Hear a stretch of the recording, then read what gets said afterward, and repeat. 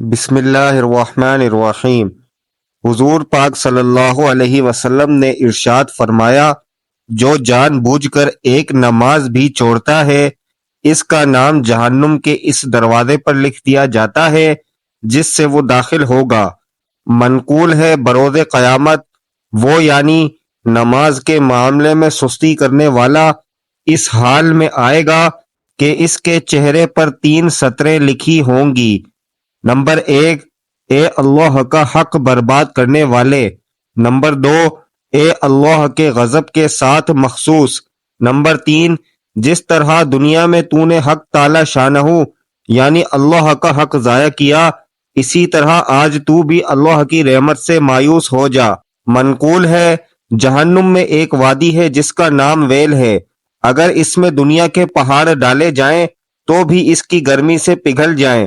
یہ ان لوگوں کا ٹھکانہ ہے جو نماز میں سستی کرتے ہیں اور وقت کے بعد قضا کر کے پڑھتے ہیں، مگر یہ کہ وہ اپنی کوتاہی یعنی خطا پر نادم ہو اور بارگاہ خداوندی میں توبہ کریں۔ اللہ پاک نے حضرت سیدنا داؤد علیہ السلام کی طرف وحی فرمائی، اے داؤد، بنی اسرائیل سے کہو جس نے ایک بھی نماز چھوڑی وہ مجھ سے قیامت کے دن اس حال میں ملے گا کہ میں اس پر غضب فرماؤں گا۔ حضرت سیدنا ابن عباس رضی اللہ عنہما ارشاد فرماتے ہیں، جہنم میں ویل نامی خوفناک وادی ہے جس کی گرمی سے خود جہنم بھی پناہ مانگتی ہے، اور یہ اس شخص کا ٹھکانہ ہے جو نماز کو وقت گزار کر پڑھتا ہے۔ ترجمہ، اور ان نمازیوں کے لیے خرابی ہے جو اپنی نماز سے بھولے بیٹھے ہیں۔ نمازی کی سزا کے بارے میں احادیث مبارکہ۔ نمبر 1، حضور اکرم صلی اللہ علیہ وسلم کا فرمان ہے، مسلمان اور کافر کے درمیان نماز کو چھوڑنے کا فرق ہے۔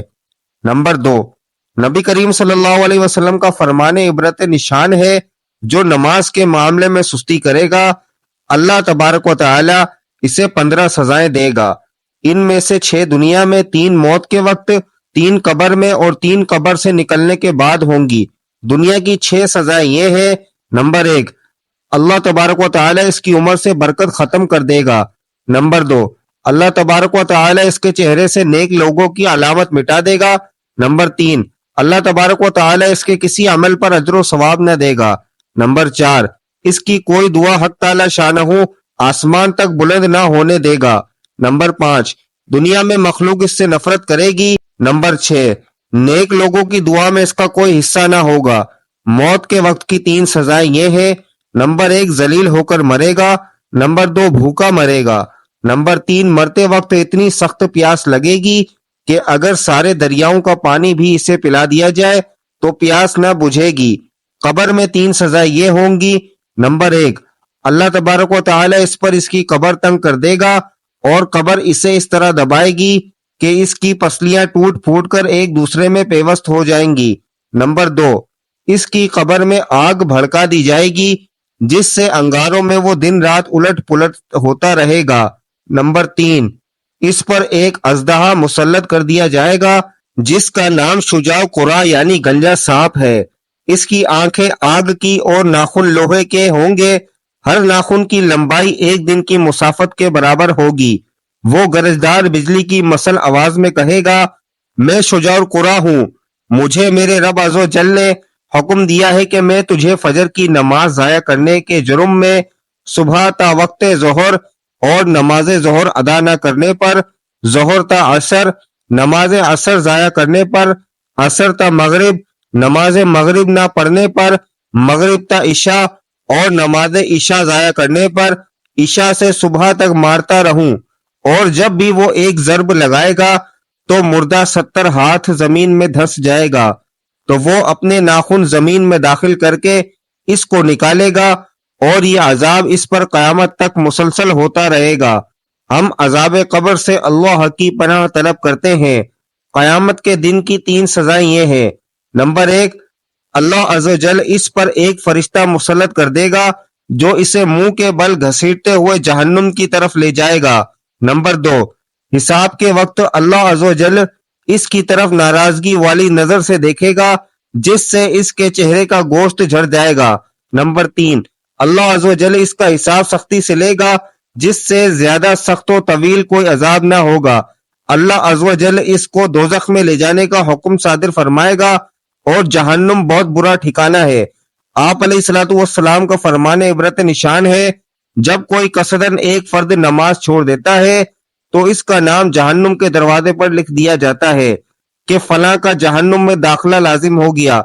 آپ علیہ الصلوۃ والسلام کا فرمان ہے، اللہ تعالیٰ صحت کی حالت میں نماز چھوڑنے والے کی طرف نہ نظر رحمت فرمائے گا اور نہ اس کو پاک کرے گا، اور اس کے لیے دردناک عذاب ہے، مگر یہ کہ وہ اللہ عز و جل کی بارگاہ میں حاضر ہو کر توبہ کرے تو اللہ تبارک و تعالیٰ اس کی توبہ قبول فرمائے گا۔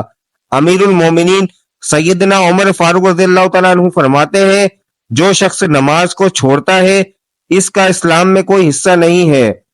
ارشاد باری تعالیٰ ہے، ہر شخص اپنے اعمال کے بدلے میں گروی ہے، مگر دائیں ہاتھ والے وہ جنت میں ہوں گے اور سوال کرتے ہوں گے گناہ گاروں سے، تمہیں دوزخ میں کیا چیز لے گئی؟ وہ کہیں گے کہ ہم نماز نہیں پڑھتے تھے اور ہم محتاج اور فقیر کو کھانا نہیں کھلاتے تھے اور بےہودہ بکنے والوں کے ساتھ ہم بھی شریک ہو جاتے تھے اور قیامت کے دن کو ہم جھوٹ سمجھتے تھے، یہاں تک کہ موت ہم پر آ پہنچی۔ ان آیات میں مجرمین کے جہنم میں جانے کے اسباب کا ذکر ہے۔ ان میں سے سب سے پہلا سبب یہی مذکور ہوا ہے کہ ہم نماز نہیں پڑھا کرتے تھے، گویا یہاں بے نمازی کا انجام بتایا گیا ہے، جبکہ سورہ مرسلات میں فرمایا تم دنیا میں کچھ کھا پی لو اور تھوڑا سا مزہ اٹھا لو، تم مجرم و گنہگار ہو، اس دن جھٹلانے والوں کے لیے سخت ہلاکت ہے۔ اگلی آیات میں فرمایا گیا ہے، اور جب ان سے کہا جاتا ہے کہ نماز کے لیے جھکو تو نہیں جھکتے، یعنی نماز نہیں پڑھتے، اس دن جھٹلانے والوں کے لیے تباہی ہے۔ اللہ تعالیٰ صحت کی حالت میں نماز چھوڑنے والے کی طرف نہ نظر رحمت فرمائے گا اور نہ اس کو پاک کرے گا، اور اس کے لیے دردناک عذاب ہے، مگر یہ کہ وہ اللہ عز و جل کی بارگاہ میں حاضر ہو کر توبہ کرے تو اللہ تعالیٰ اس کی توبہ قبول فرمائے گا۔ نماز کی پابندی لازمی کریں، قیامت والے دن بھی سب سے پہلے نماز کا حساب لیا جائے گا۔ اگر ہم 5 وقت کے نمازی ہوں گے تو ہم کامیاب قرار پائیں گے، اور اگر ہم نے نماز سے منہ موڑا ہوگا تو اللہ تعالیٰ قیامت والے دن ہم سے منہ موڑ لے گا۔ اللہ تعالیٰ سے دعا ہے کہ وہ ہمیں نماز پڑھنے کی ہمت و توفیق عطا فرمائے اور ہماری آنے والی نسلوں کو بھی نماز کا پابند بنائے۔ اللہ پاک ہمیں بہتر عمل کرنے کی توفیق عطا فرمائے۔ اللہ پاک میری اور آپ کی بخشش فرمائے، آمین۔ ناظرین، کمنٹ باکس میں ایک بار اللہ کا نام ضرور ٹائپ کریں۔ السلام علیکم ورحمۃ اللہ وبرکاتہ۔